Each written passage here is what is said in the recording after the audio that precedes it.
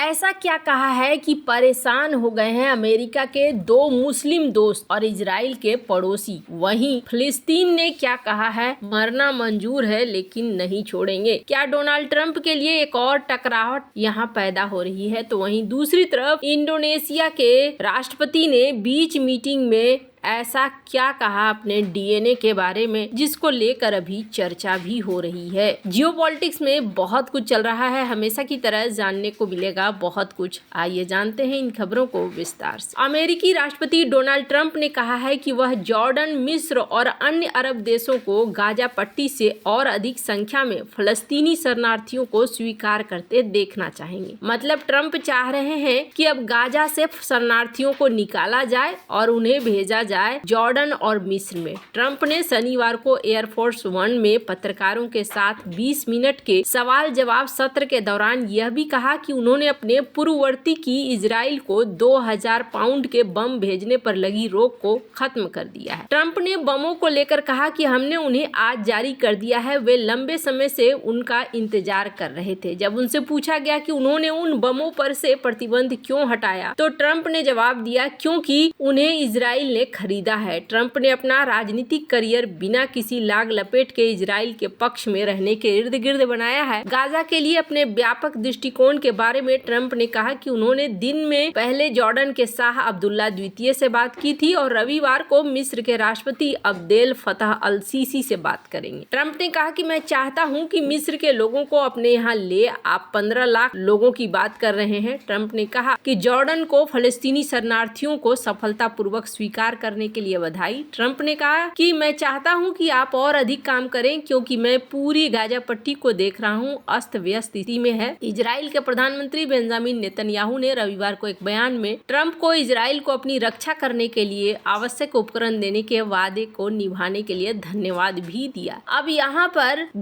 फलस्तीन के लोग क्या कह रहे हैं? फिलिस्तीन के राष्ट्रपति महमूद अब्बास ने गाजा के लोगों को कहीं और बसाने के डोनाल्ड ट्रंप के प्रस्ताव की निंदा की है। अमेरिकी राष्ट्रपति डोनाल्ड ट्रंप ने गाजा के लोगों को मिस्र और जॉर्डन में स्थानांतरित करने की बात कही है। अब्बास ने ट्रंप का नाम लिए बिना ऐसे किसी भी प्रोजेक्ट को सिरे से खारिज कर दिया है जिसका मकसद गाजा पट्टी से फिलिस्तीनी लोगों को विस्थापित करना हो। उन्होंने कहा कि फिलिस्तीनी लोग अपनी जमीन और पवित्र स्थलों को नहीं छोड़ सकते। जॉर्डन ने भी गाजा के लोगों को विस्थापित करने के अमेरिकी सुझाव को पूरी तरीके से नकार दिया है। गाजा के लोगों ने भी ऐसे किसी विचार को खारिज किया है। अमेरिकी राष्ट्रपति डोनाल्ड ट्रंप के सुझाव पर फलस्तीनी लोगों ने कड़ी प्रतिक्रिया दी है। गाजा के नुसीरात के रहने वाले नफीज ने कहा कि इस बात को मानना लोगों के लिए नामुमकिन है। ये सच है कि हम तकलीफ में हैं, लेकिन ये नहीं होगा कि हम अपने देश यहूदियों के लिए छोड़ दें। एल्हम अल सबली ने कहा कि अगर हमें जाना होता तो हम बहुत पहले ही चले जाते। हमने तय किया है कि मर जाएंगे लेकिन फिलिस्तीन में ही रहेंगे। गाजा को खाली करने के डोनाल्ड ट्रंप के सुझाव पर जॉर्डन ने कहा कि वह इस तरह के किसी भी विस्थापन को अस्वीकार करते हैं। जॉर्डन के विदेश मंत्री ने कहा कि उनका रुख इस मामले में बिल्कुल साफ है। गाजा में रहने वाले लोग अपनी जमीन से बेहद लगाव रखते हैं और उसे छोड़ना उनके लिए अस्वीकार्य है। संयुक्त राष्ट्र के अनुसार जॉर्डन में पहले से ही करीब 23 लाख फलस्तीनी शरणार्थी रह रहे हैं। अमेरिकी राष्ट्रपति डोनाल्ड ट्रंप ने कहा कि उन्होंने जॉर्डन, मिस्र और दूसरे अरब देशों से ज्यादा फलस्तीनी शरणार्थियों को अपनी जमीन पर जगह देने का वादा किया। ट्रंप का सुझाव है कि गाजा के युद्धग्रस्त क्षेत्र को पूरी तरह से खाली करते हुए नई शुरुआत की जाए। गाजा पर बात करते हुए डोनाल्ड ट्रंप ने कहा कि गाजा से संभावित रूप से इतनी आबादी को स्थानांतरित किया जाए ताकि युद्धग्रस्त क्षेत्र को साफ किया जा सके और नई शुरुआत की जा सके। तो गाजा को लेकर यहाँ प्लान देखने को मिल रहा है।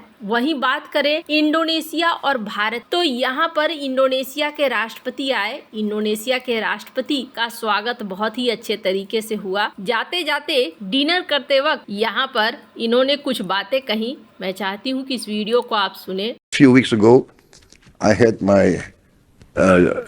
genetic sequencing test and my DNA test, and they tell me that I have Indian DNA.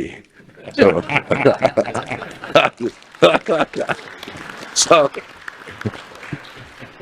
and everybody knows when I hear Indian music, I start dancing. So it must be part of my makeup. So I'm very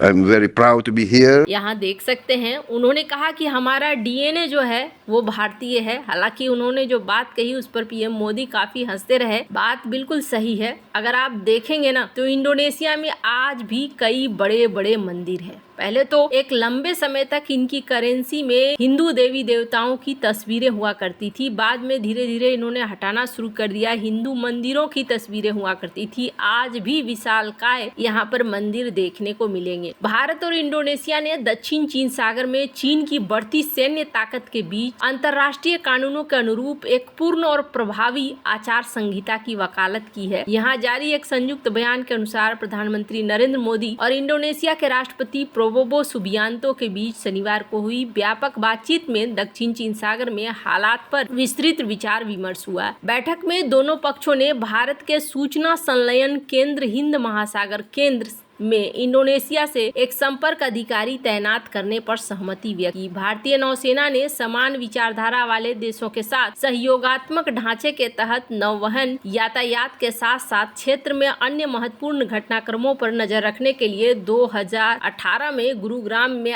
IFCIOR की स्थापना की। मोदी और Subianto ने सभी प्रकार के आतंकवाद की कड़ी निंदा करते हुए भारत इंडोनेशिया आतंकवाद विरोधी सहयोग बढ़ाने का संकल्प लिया और बिना किसी दोहरे मापदंड के इस खतरे से निपटने के लिए ठोस वैश्विक प्रयास करने का आह्वान भी किया। रविवार को जारी बयान में कहा गया कि दोनों नेताओं ने सभी देशों से संयुक्त राष्ट्र द्वारा प्रतिबंधित आतंकवादी संगठनों उनके सहयोगियों के खिलाफ ठोस कार्रवाई करने का आह्वान किया। इंडोनेशियाई राष्ट्रपति 4 दिवसीय यात्रा पर गुरुवार को यहाँ पहुंचे। सुबियांतो रविवार को कर्तव्य पथ पर आयोजित गणतंत्र दिवस समारोह में मुख्य अतिथि थे। बयान के अनुसार प्रधानमंत्री और सुबियांतो ने भारत इंडोनेशिया आर्थिक संबंधों को बढ़ावा देने के तरीकों पर भी चर्चा की तथा द्विपक्षीय लेन देन के लिए स्थानीय मुद्राओं के उपयोग के वास्ते पिछले वर्ष दोनों पक्षों द्वारा हस्ताक्षरित समझौता ज्ञापन के शीघ्र क्रियान्वयन पर महत्व पर बल दिया। यहाँ पर कई चीजें द्विपक्षीय लेन देन के आधार पर हुई समुद्री व्यापार पर भी जोर दिया गया ताकि दोनों ही देश इस क्षेत्र में आगे बढ़ पाए।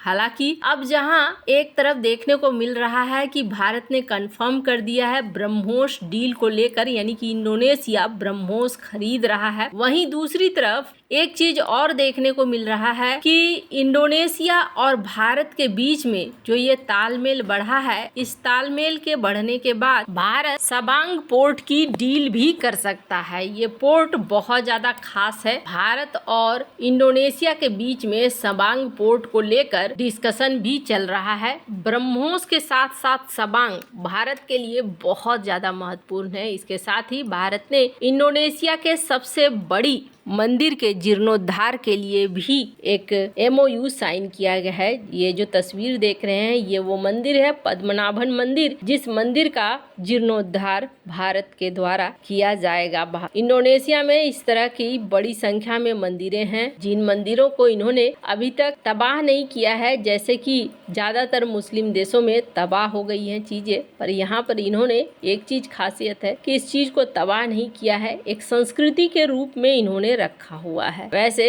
आपको क्या लगता है और इन सब मामले में आपकी क्या राय है, कमेंट कर जरूर बताएं। जल्द मिलते हैं अगले वीडियो में नई खबर के साथ।